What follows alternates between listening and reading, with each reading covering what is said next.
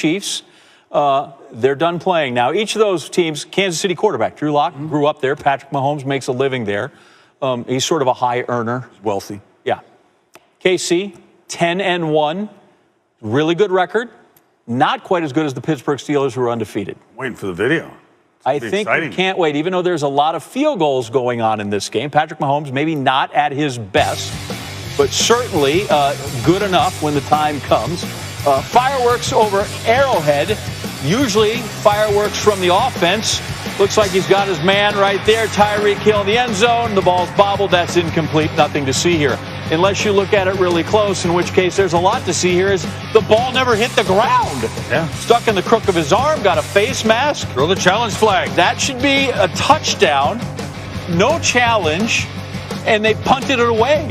Goodness. Afterwards, he comes up and says, I think maybe I didn't touch the ground. Nobody really knew until afterwards, and then there you go. Melvin Gordon, he's from Wisconsin. I'm from Wisconsin.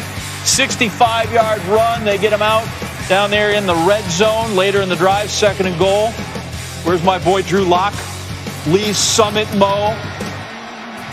University of Missouri, Tim Patrick, 5-yard touchdown. And the Broncos, 10-3 on the road. Haven't won there in forever, but trying to get things right. 7 seconds to go to the half. Chiefs down 10-6. What do you got, Andy Reid? Mahomes in the red zone. They've gone 6 straight trips at this point to the red zone without scoring a touchdown. Another field goal. It's 10-9 and a half. 3 field goals by O. Harrison. Third quarter, Chiefs in the red zone again.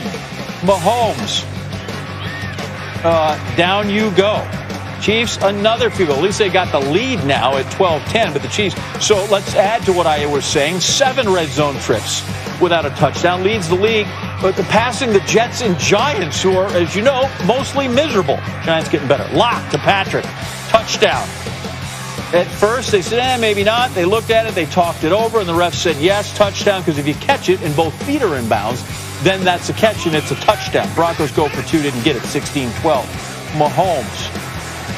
20-yard pass. Travis Kelce's got it at the 5 and powers his way in there. Chiefs up 19-16. Kelce, 27th 100-yard receiving game. He's also the first tight end to go over 1,000 yards in a season 5 times. Mahomes deep, finds Hill, hauls that thing in, and then he stops short of the goal line. And then he flips it in. You don't get extra points for that. Sometimes, you multiply the points by the degree of difficulty. That's not here. That's just gymnastics, and then the play is called back for holding on the offense. Yeah, so all that for nothing. Broncos got it, 3rd and 3. Lock. KJ Hamler's got it. He does not have it.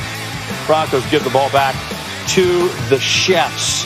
2 minutes to go. Chiefs up 19-16, 3rd and 12. Mahomes. He's going. That's not really how you would throw, right? He's rolling the opposite way that you'd think for a right-handed guy. You can do it whichever way. All right. Harrison Butker is going to, he don't get the first down, so Butker's going to come out and kick a field goal. It's a 6-point lead. Drew Lock, you got any heroics left, deep in his end, basically, and that's picked off. Tyrann Mathieu, LSU pride. Chiefs are going to win it 22-16. 11-1 now for the current reigning Super Bowl champs. Big win. Mahomes, 35th career win in his 43rd start. Tied with Kurt Warner for the 3rd fastest to 35 wins since 1950. This is beautiful. Only Darryl LaMonica, I think we all remember him, left-handed, Mad Bomber, Hall of Famer Otto Graham, Browns are the ones that got there faster. All right, Tim Hasselbeck on board with us. Now, it's going to get a bit crazier as time goes on with you here, so we're going to start really basic, little offense, defense with the Chiefs. The final score seems like they had a struggle in this one, but we can't expect them every week to light it up like you're sitting at home playing Madden on your couch, right? And as John pointed out, there were a couple touchdowns called back. One missed. Yeah, and I think that's the key, Kenny. You look at it and you look at the numbers and you think, hey, they struggled. And I think there were points where they did struggle. They were 3 for 10 on 3rd down. Mahomes had a couple balls batted down at the line of scrimmage that probably could have turned into bigger plays. But the non-challenge of the Tyreek Hill reception in the end zone, that's obviously a swing at points. A similar thing on the other play that was shown in the highlight where he was open down the field and they get called for a hold. So I think when you look at those plays, you understand how it could have looked drastically different And so it doesn't feel like an offense that wasn't clicking. It looked like an offense that was off by just a hair, and wouldn't be surprised if they get back on track next week. Yeah, they make it look easy so often, but there are those games where they're not going to score as many points as we are accustomed to. So that means the defensive performance tonight is something they might want to rely on.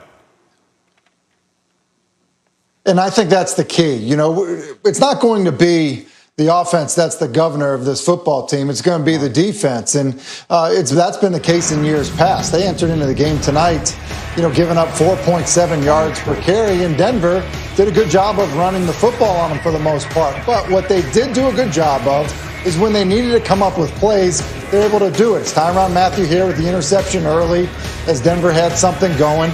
They kind of decided to buckle down, especially later in the game, defending the run. Here's Tyrann Mathieu coming off the edge on a run blitz with a tackle for loss. And I think that, you know, coming up with as many of those as you can, just to stop one more opportunity for your offense, sometimes is all you need. And with the group that they have on offense, and they're able to do that. And so I think that's kind of a growing point for this football team.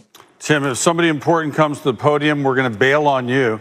But right now, we're riding you all the way with this ridiculous Raiders-Jets game. Let's check it out. It's a lengthy highlight. Lots to discuss in this one. Derek Carr and the Raiders. The Raiders hadn't won at the Jets since 1996. All right, 7-0 game. Jets have the lead early. Carr for Henry off his hands and then picked off. Ruggs was involved frequently in this game. Look again. Ball goes right through his hands. There's the pick. Raiders defense holds the Jets off the board that drive.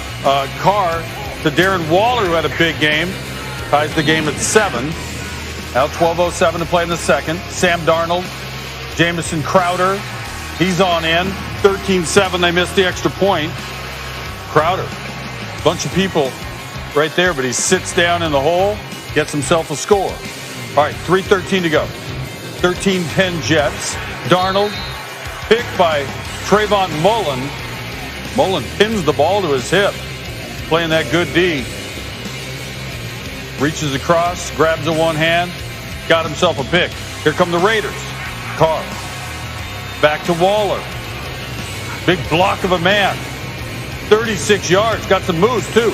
Waller, the first tight end since 2015 with 100 yards and 2 touchdowns in the first half. Raiders up 17-13 at the half. All right, fourth quarter, 10:30 to play. Jets are down 24-13. First and goal. Darnold, the fake, smashes his way through. They make the 2, so they trail 24-21. Here comes Carr and the Raiders. For Ruggs. Has the ball, and then he doesn't. Knocked away by Guidry. Marcus May recovers. Big play by Guidry to force the turnover. Jets take over possession. Ruggs having a tough day so far.